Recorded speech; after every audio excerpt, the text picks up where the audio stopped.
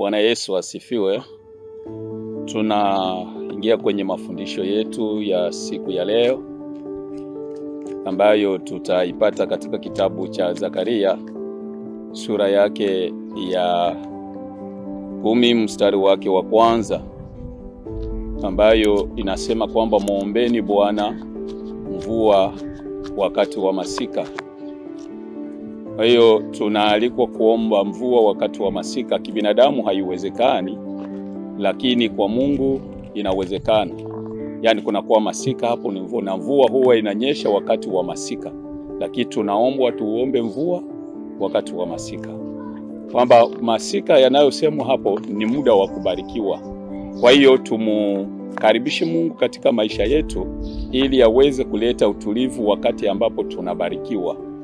Na namna nyingine Biblia inatuambia katika kitabu cha Isaya 55 mstari wa 10, inasema kwamba kama vile mvua ishukavyo kutoka mbinguni inainyesha ardhi ili kwamba kumpa mbegu mtu apandaye na kumpa chakula, na hivyo ni kwamba kuna mafanikio ambayo huwa yanatokea, lakini yale mafanikio kuna hatari yake ikiwa kama mtu hatembei katika utulivu wa Mungu, hatembei katika taratibu ya Mungu. Kwa sababu ndani ya baraka, kila baraka yoyote ambayo mtu anaweza kapata, iwe kazi, iwe pesa, iwe kitu chochote kile, nyuma ya ile baraka kuna nguvu za uharibifu ambao huwa zinafichama, hauwezi ukaziona, isipokuwa nguvu za Mungu ndizo ambazo zinaweza kwenda kukusaidia na kukutuliza.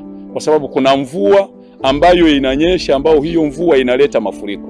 Kwa hiyo kama ile mvua inaleta mafuriko, yani hapo haiko tena katika kazi za kuweza kutia rutuba kwenye ardhi au kukomalisha zile mbegu, bali inaharibu sasa zile mbegu. Na ndio pale unakuta watu ambao wakati nyingine wanapokuwa wakibarikiwa wanapata hasara, kwamba alikuwa na bidii na juhudi sana kwa kufuata neno la Mungu, kufuata mafundisho, au kwenye huduma, kwenye kazi yeyote ile ya Mungu, unakuta kabisa anakuwa mzaifu kwa sababu zile nguvu za uharibifu zilizokuwa zinajificha nyuma ya baraka zimemulemea. Na ndio maana tunaambiwa ya kwamba tuombe mvua wakati wa masika. Wakati wote tunapobarikiwa tuhitaji utulivu wa Mungu kwenye maisha yetu. Na fikiri kwamba hata Mfalme Daudi alisema hayo kwenye Mezali 13 mstari wake wa 8 na ule wa 7, anasema kwamba usinipatie umaskini wala usinipe utajiri sana, unipe chakula cha kunitosha ili nisije nikakusahau Mungu au nikakutukana.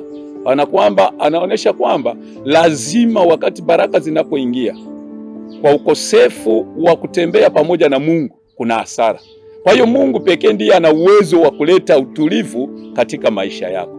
Hata kwenye Hosea sura 6 mstari wa 3 inasema kama tukiendelea kumjua Mungu, Mungu atatunyeshea mvua za vuli. Yani ataleta utulivu katika maisha yetu, na zile baraka ambazo tulizobarikiwa zinatembea vizuri katika maisha yetu, hazitaleta uzuru wowote katika maisha yetu.